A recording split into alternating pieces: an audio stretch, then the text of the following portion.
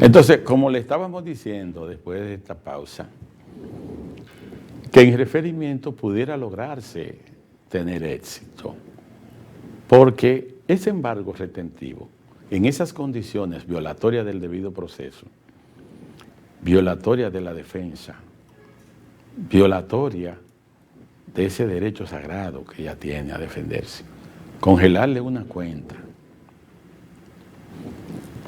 constituiría un daño manifiestamente ilícito.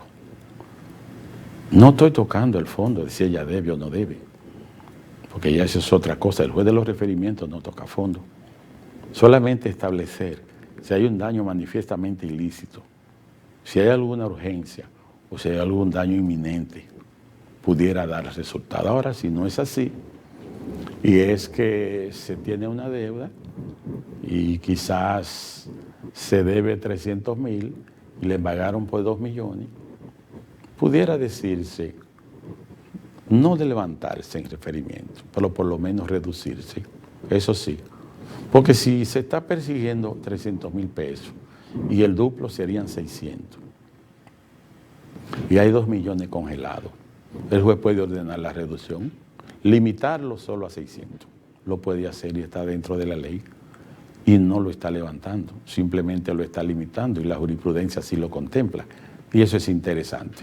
Vendría entonces una sentencia, no exactamente, sino, decimos sentencia porque es una decisión, pero es una ordenanza que dicta cuestiones provisionales con ejecuciones, no obstante cualquier recurso, sin prestación de fianza. Pero como no juzga a fondo, y como también esas decisiones están revueltas de un carácter provisional, si surgen circunstancias nuevas, el 104 de la misma ley, 834, pudiera establecerse que ciertamente podría cambiar la circunstancia y volver a demandarse, podría ser que sí, y si no, podría ser atacada entonces en apelación, pero como la apelación no suspende, en este caso no tiene un efecto suspensivo, aunque si bien podría ser devolutivo, pero devolutivo en la Corte, porque el juez presidente de la Cámara Civil de la Corte sí tiene la facultad, conforme al 141, de emitir un auto de suspensión, notificar y suspender esa decisión, si considera que también ese fallo constituye alguna causa grosera, entre otras cosas. Eso así, pero como estamos hablando de los procedimientos y de los tipos de sentencia, procedimientos civiles, pudiéramos decir que tal vez la demanda inicial que se quiere intentar sería una demanda en responsabilidad civil contractual. Vamos a plantearlo así, responsabilidad civil contractual.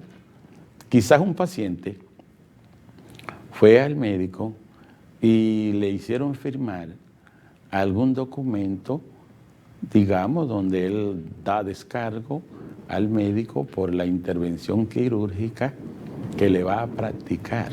Pero el problema es que el médico, para envolverse en alguna responsabilidad civil médica, necesariamente tiene que incurrir en falta, porque esa falta tiene que ser generadora de un daño. Y debe haber una relación de causa-efecto entre ese daño y esa falta. Perfecto. Pudiéramos decir que ese médico puede ser demandado. Y muchos dicen, sí, pero que el paciente firmó previamente un descargo liberando de responsabilidad al médico. Eso es cuestionable, porque el que va donde un médico y no está apto para firmar, aunque sea mayor de edad, tiene problemas y emocionales y es sorprendido en su buena fe firmando un descargo, y luego que se le practica alguna intervención quirúrgica y resulta que no se tomaron las precauciones adecuadas porque el diagnóstico previo debió establecer las condiciones del paciente para ser intervenido y quizás no se hizo y se quebrantó ese tipo de práctica ética de hacer las cosas como profesional, en este caso independiente de la medicina, y están demandando a los médicos, aún existiendo ese descargo que le libera. Y lo están condenando también. Y lo están condenando porque después que se hace una experticia y se determina cuál fue el procedimiento que se llevó a cabo, que probablemente la persona falleció. Que a uno se le dejó una gasa adentro, a otro se le dejó una tijera. Entonces, eso no puede constituir una falta liberatoria de ese médico. No, porque no fue el médico, fue la enfermera. No, porque fue el anestesiólogo. No, porque fue... No. Si hay que demandar a la Junta Médica, se demanda completo.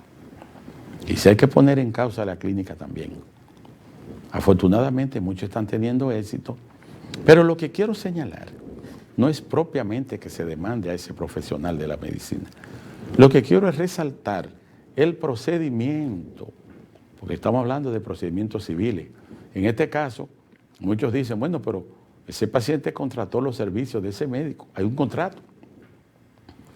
Y ese paciente firmó un acto liberando al médico.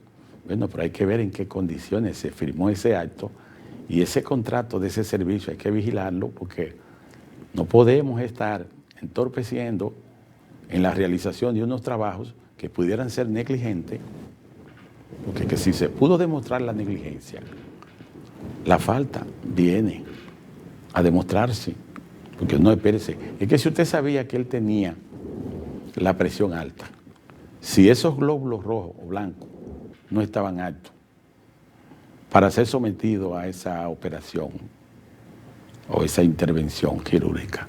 Si usted sabía que esa persona no estaba alta, ¿por qué la sometió? Entonces, esos estudios se hacen, esos exámenes hay que hacerlo. Entonces, ese diagnóstico tiene que estar ahí, ese historial clínico tiene que estar ahí, porque todo eso se evalúa y finalmente están condenando a los médicos por un problema de responsabilidad civil contractual.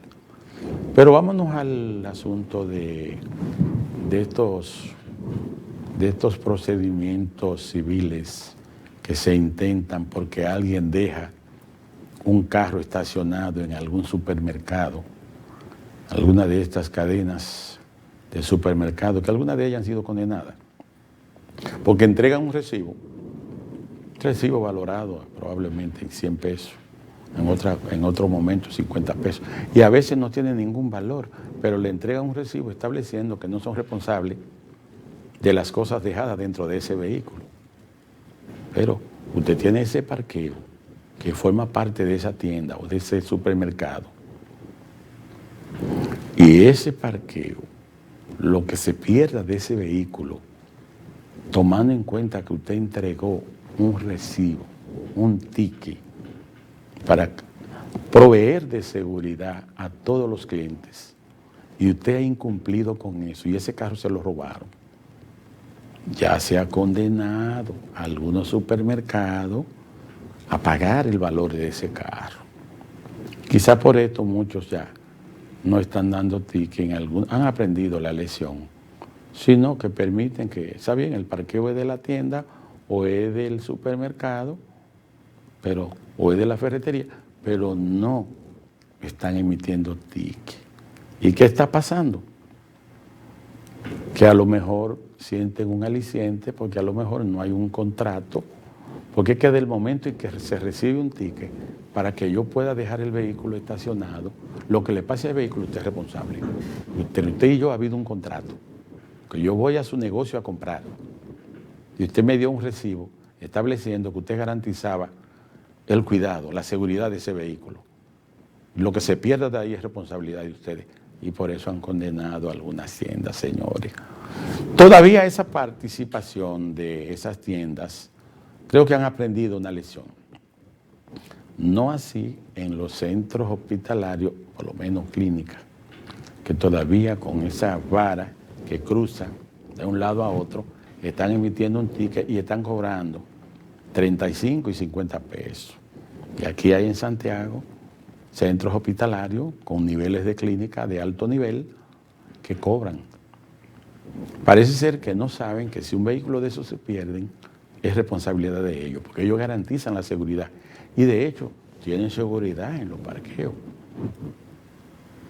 Y esa es la situación. Y están demandando en responsabilidad civil contractual, porque también hay una situación. Hay gente que buscan abogados que no saben lo que van a hacer. Porque como usted manda en daños y perjuicios y no prueba que hay un contrato entre ese ticket que se me entregó y el vehículo que yo dejé ahí, porque yo fui a procurar un servicio allí, o por lo menos fui a ver un pariente que estaba allí en condiciones de paciente. Entonces, esa es la situación. Pero hay otros procedimientos que tienen que ver, porque las sentencias que sobrevienen, en este caso definitiva, como yo decía, cuando la decide un juez y desapodera un juez, pero hay sentencias también que son incidentales, porque hay personas o abogados que ya están en los tribunales y pueden intentar todo tipo de incidentes. Incidentes que, si tomamos en cuenta algunas excepciones procesales, pudiéramos decir que en ocasiones se demanda o se solicita o se requiere la declinación del proceso en razón de la materia, porque a lo mejor el problema no sea el domicilio, quizás el problema sea en razón de la materia, porque hay casos que son laborales, por ejemplo, y a lo mejor lo llevan por lo civil, y luego hay la necesidad de solicitar la declinación por incompetencia material en razón de que esa demanda se intentó por un tribunal civil propiamente, entendiéndose que había, sin dejar de entrever que había un lazo, un vínculo laboral. Pero ¿cómo es que si usted trabaja para fulano, usted entonces demanda por lo civil? ¿Cuál es el problema? Si usted prestaba un servicio, recibía un salario y estaba subordinado, es un asunto laboral. Usted tiene que irse por lo laboral. En ocasiones pasa el tiempo de los 2 meses, del 702, máximo 3 meses, pero aquí para reclamar prestaciones laborales y derechos adquiridos, el 702 le habla de 2 meses y máximo 3, pero lo de los 3 para cobro de derechos adquiridos. Entonces, es un problema también que genera una cuestión de declinación procesal.